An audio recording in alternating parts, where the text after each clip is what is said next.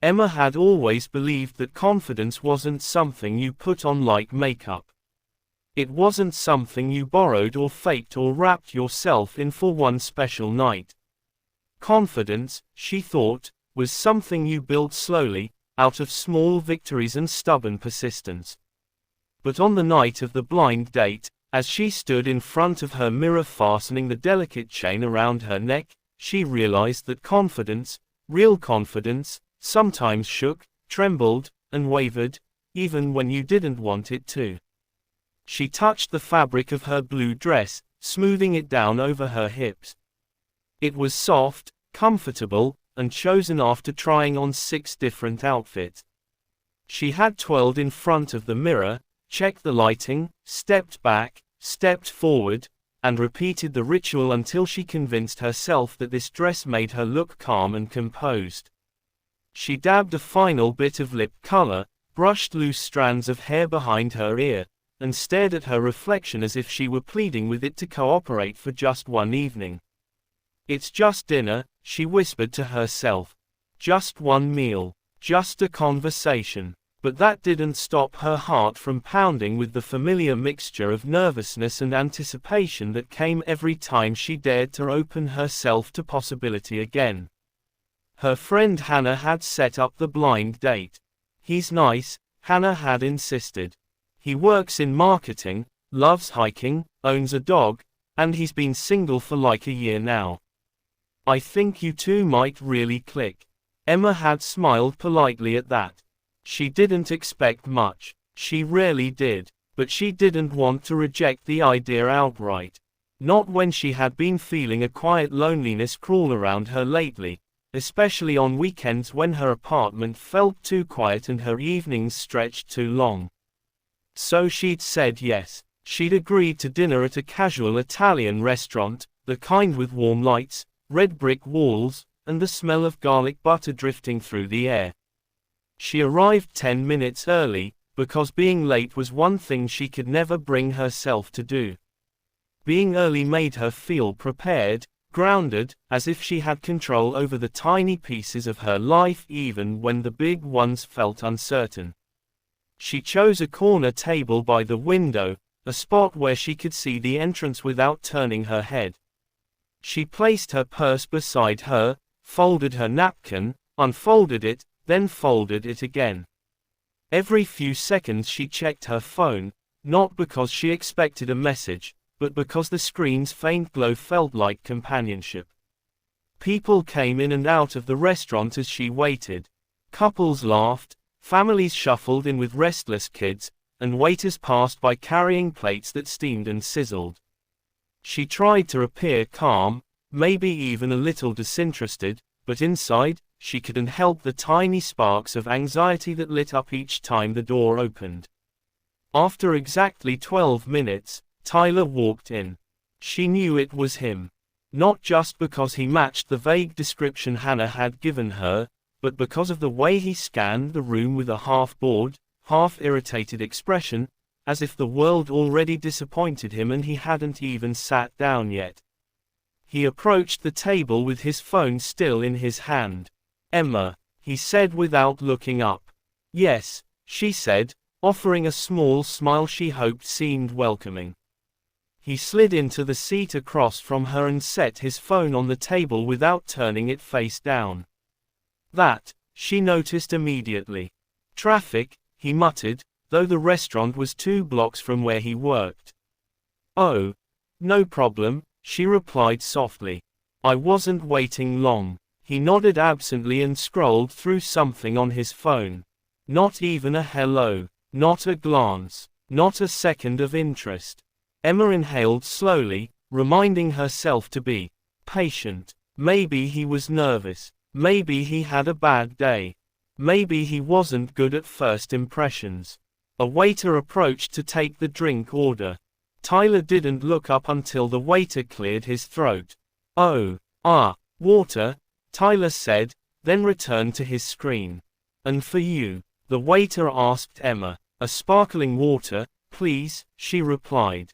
When the waiter left, the silence stretched between them, thin and awkward. Emma shifted in her seat and tried to start a conversation. Saram, Hannah mentioned you like hiking. Yeah, he said without lifting his eyes. I guess. She waited for him to say more. He didn't. She tried again. I've gone a few times myself, mostly smaller trails, but I've been meaning to. He suddenly looked up, as if noticing her properly for the first time. His eyes flicked over her dress, her face, her shoulders, quick, assessing, dismissive. It wasn't curiosity. It wasn't interest. It was judgment, sharp and immediate. So, he said, leaning back, they didn't tell me you were this big. The words hit her before her brain had time to process them. She blinked, stunned, unsure if she'd heard correctly. I'm sorry, she whispered, her voice catching slightly. He smirked, not cruelly, worse, casually. As if what he said was normal. As if he were commenting on the weather or the price of gas. No offense. I just wasn't expecting this. I mean, you look way bigger in person. Her stomach tightened. Heat rushed to her cheeks. She could feel the weight of the restaurant around her, the clinking forks, the quiet chatter, the scratchy song playing from the speakers, but it all faded into a muffled background hum. I thought maybe we could still talk, she managed to say. Tyler shrugged. Look, it's not really my thing. I mean, I don't date girls who, you know, can't control themselves. The sentence was a knife. Clean, cold, and careless. Emma stared at him, disbelief and hurt tangling inside her chest. She wasn't angry yet, just stunned. All the preparation, all the quiet hope, all the attempts to believe she deserved something good, it felt foolish now. Naive. She swallowed hard. Maybe we're not a match, she said quietly. Tyler laughed lightly, as if she'd made a joke. Yeah, definitely not. He stood, grabbed his phone, slipped on his coat. Good luck though. Without another glance, he walked out of the restaurant. The door closed behind him. Emma felt every pair of eyes turn toward her. Some were pitying, some curious, some pretending not to look while looking anyway. Her hands trembled as she reached for her purse. The humiliation throbbed through her, a dull ache that spread across her chest and tightened her throat.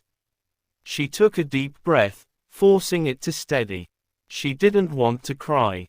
Not here. Not in front of strangers.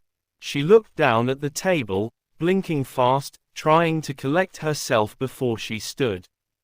Her napkin sat crumpled, abandoned, and her glass of sparkling water was untouched.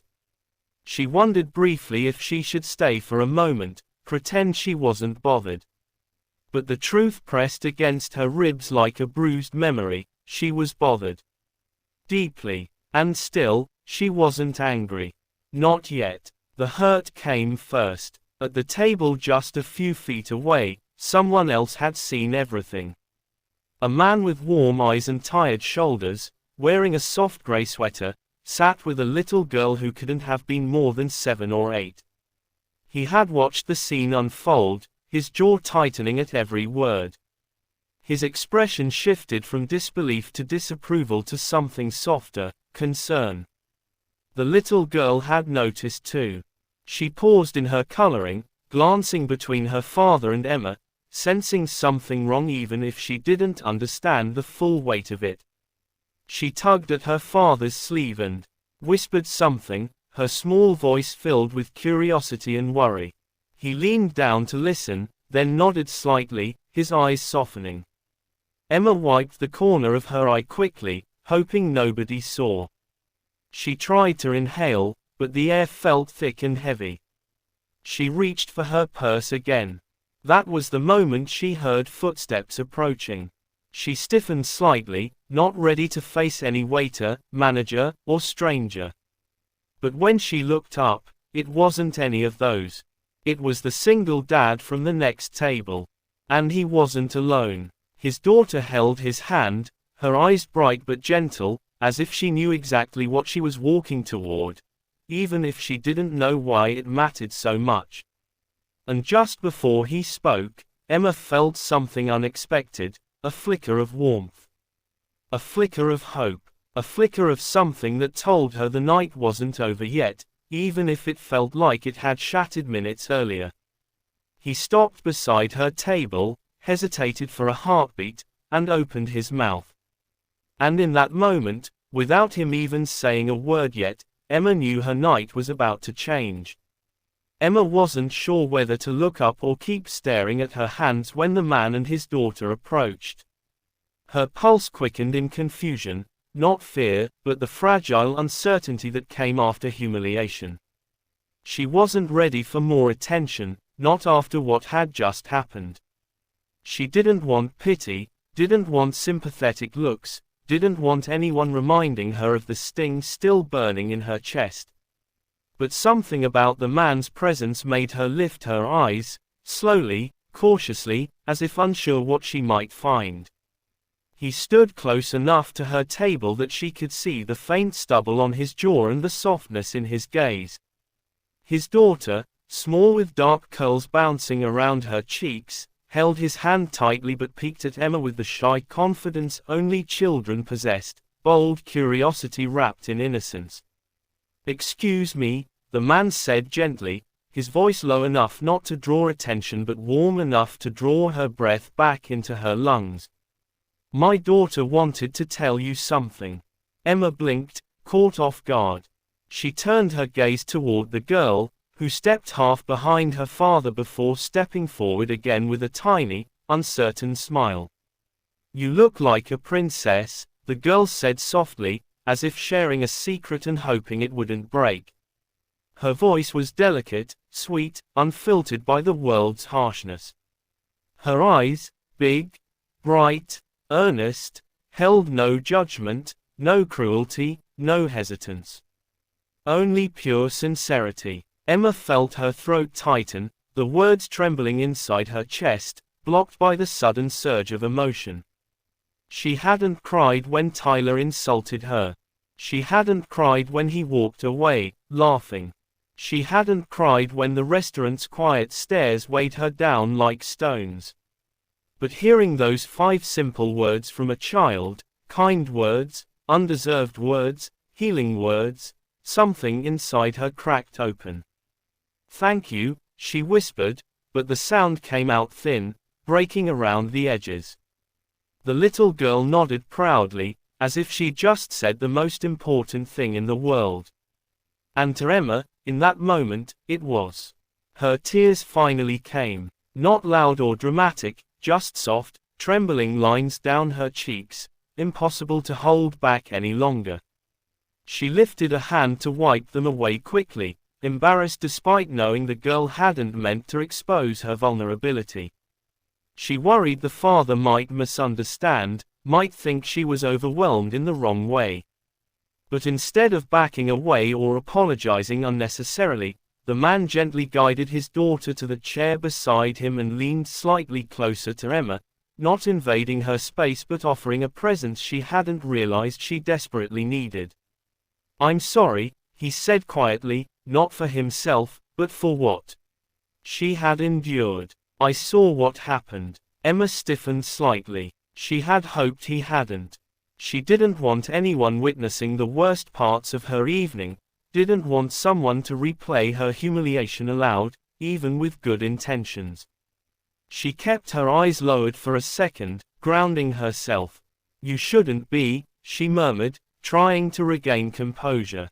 "It wasn't your fault." "I know," he said. "But I'm still sorry. No one should be treated like that." She finally looked at him fully. His eyes were steady, deep brown, filled with something she couldn't pinpoint at first, compassion, yes, but also a quiet anger, the kind that rose only when someone witnessed an injustice they wished they could undo. "I'm fine," she lied gently. It wasn't a defensive lie, just the kind people say when they're not ready to unravel in front of a stranger.